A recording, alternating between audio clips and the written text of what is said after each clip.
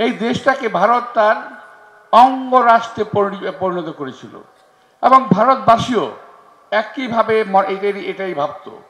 হাসিনা চলে গেছে, একটা সরকারের পতন হয়েছে, চলে গেছে, তোমাদের এত মাথা ব্যথা কেন? তোমাদের কেন এত মাথা ব্যথা আমি তো বুঝতে পারি না। একটা পর একটা গন্ডগোল করাচ্ছে বাংলাদেশে, একটা অস্বস্তিকর অবস্থা সৃষ্টি করছে এখানে। আজকে এখানে আগুন, সেখানে আগুন, গতকাল সচিবালয়ে আগুন। তো এই সমস্ত কিন্তু একদিনে এবং একজন করছে না, বিশেষ গোষ্ঠী এই কাজটা করছে এই সরকারকে, এই দেশকে একটা খারাপ অবস্থার দিকে নিয়ে যাওয়ার জন্য। প্রিয় ভাইরা, আমি শুধু ভারতের উদ্দেশ্যে একটি কথাই বলবো, পাশের বাড়িতে আগুন লাগলে কিন্তু নিজের বাড়িও সেফ না। বাংলাদেশে আগুন জ্বালাবেন, নিজেরা শান্তিতে থাকবেন, এটা কিন্তু সম্ভব না, এটা হয় না, ইতিহাস বলে না। সুতরাং একটু সাবধান, বুঝে শুনে চলেন।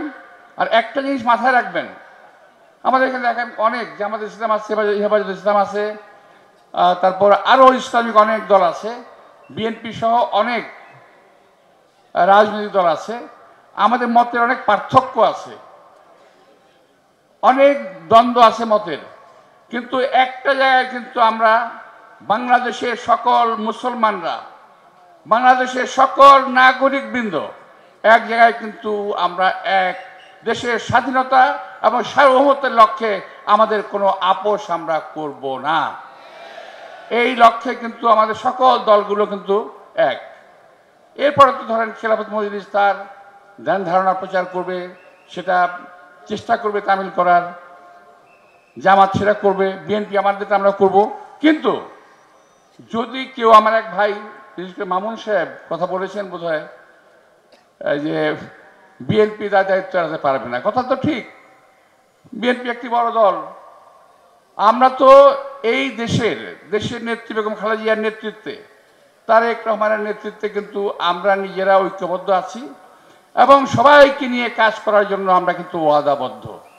আমাদের যে 31 দফা দাবি, যে দাবিনামা আমরা প্রণয়ন করেছি, তার মধ্যে কিন্তু স্পষ্ট আছে যে ইলেকশন নির্বাচনের পরে ইনশাআল্লাহ আমরা সবাইকে নিয়ে একটা জাতীয় সরকার গঠন করব।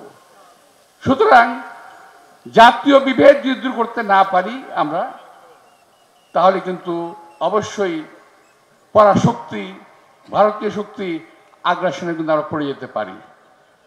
কিন্তু আমরা প্রমাণ পেয়েছি 5 তারিখে, প্রমাণ পেয়েছি 71 সালে যে জাতীয় চেতনার ঊর্ধ্বে কিছু নাই, জাতীয় ঐক্যের ঊর্ধ্বে কিছু নাই। মুক্তিযুদ্ধের সময় জাতি এক হয়ে গিয়েছিল, আর 5 তারিখে দেখলাম জাতি আরেকবার ঐক্যবদ্ধ হয়েছে।